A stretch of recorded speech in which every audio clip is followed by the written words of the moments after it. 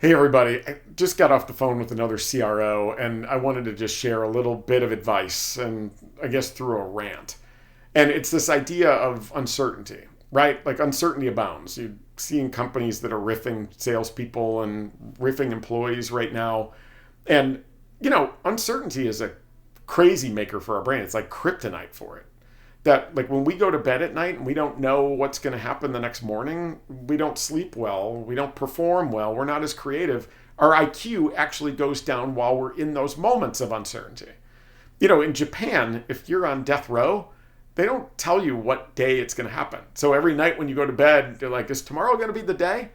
Like, I think in many cases, your salespeople, unless there's certainty created by you as leaders, they're going to bed feeling the same way as those Japanese inmates. Like, hey, will tomorrow be the day that we suddenly get the bad news? So my advice to you is right now, embrace the things that you can be certain about and share those with your team, but also embrace the things that you're uncertain about and create regular cadences for when you're going to share updates, right? Like if you know that things are good, but you haven't talked about that with your team and you know that there's a good runway and you're not planning any kind of riffs or nothing like that's going on, share that.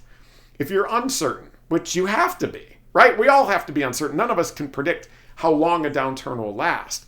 It'll be a couple of weeks, a couple of months, how deep it'll get, how long it'll last. Like there's no way to know that, so embrace those things. Educate your team, create context around it, because a lot of your team, if they're 32 or younger, they've never actually been through a prolonged economic downturn, right? The March of 2021 was a bit of an anomaly and it came right out with a splash, right? Well, right now, this is likely more like recession, deep recession type territory. Embrace those things. So create certainty where you can. Where you're uncertain, cards face up, right? Be humble. Share the things that you don't know.